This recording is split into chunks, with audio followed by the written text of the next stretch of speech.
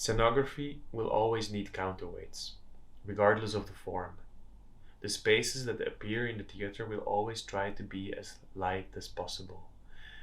A stage tree is hollowed out, or it's an aluminium frame covered in bark. Any excess weight is removed, and the bearing capacity of the space decreases. Walls are only painted on the visible side. Steel becomes wood sprayed with a rust spray. Glass becomes plastic. Mirrors become foil. A stone wall becomes a cloth on a wooden frame. And in this translation, the set lose their stability, and they become dependent on counterweight in order to remain upright. And it's this counterweight that I'm interested in. Attention is a form of counterweight. A curator or an artistic director who doesn't doubt too much is a counterweight. A technician is a counterweight. Good tools are counterweight. A spectator gives money and time and attention to the scenography. It's counterweight. My name is Jozef Wouters. I'm a scenographer, an artist and theater maker, but mostly scenographer from Brussels. And I work here in the Core Atelier. This is where I do collaborations with choreographers, directors, but also with young artists from Brussels and people from the neighborhood. The Core Atelier is a place where scenography where we try to research how far scenography can go if it's not only making space for theaters. Last year in March, suddenly with the pandemic, the work here stopped, and it was quite an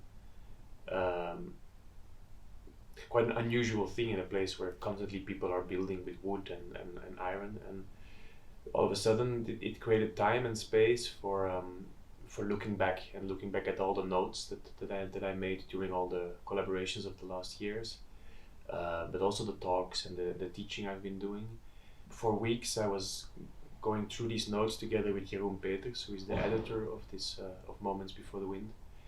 And we started rewriting the notes and continuing the notes and pushing them further. Moments Before the Wind is a book about scenography, but it has no pictures. It leans fully on language only, and that's not so surprising because one thing I noticed is that in my practice as a scenographer, language is so important.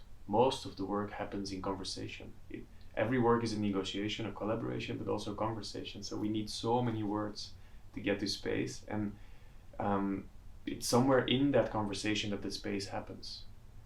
So the book is a lot about like the tools to come to space, how you get to space, how the space comes from the material, how the space comes from the context in which you work, and I guess I try to write about scenography as a form of space making that has the beautiful ability to adapt to a conversation and to be shaped by the conversation, and not have the conversation first and the space after, but that the space becomes the conversation, which would be, if you like, my definition of scenography. Scenography is a way of making space where the conversation and the space happen at the same time.